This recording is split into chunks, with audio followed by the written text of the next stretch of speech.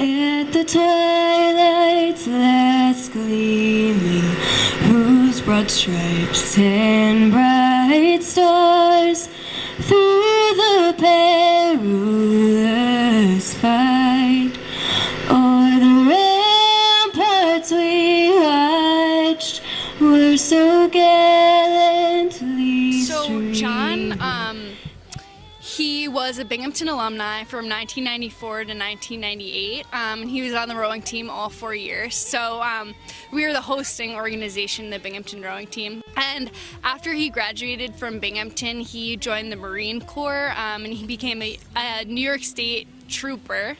And once 9/11 happened, he answered the call of duty and unfortunately was killed in action in Iraq trying to save a fellow comrade.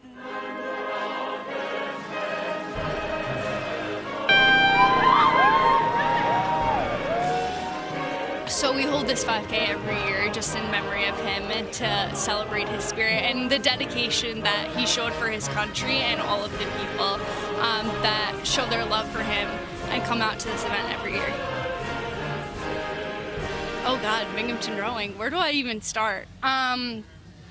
So our club is about 80 members right now, so we're a really big co-ed organization on campus. We're actually a club team, but we compete against NCAA schools, so that's really interesting. And we have a few competitive boats. We race about 3 to 4 times a season and try to rack up as many medals as possible and just have fun in the process. I want to thank all the sponsors for supporting our race and just showing like continual support throughout the years. So we can't put on the race without them and without the Binghamton rowing team. Like I just want to say thank you to all the volunteers that came out today to help make this a success.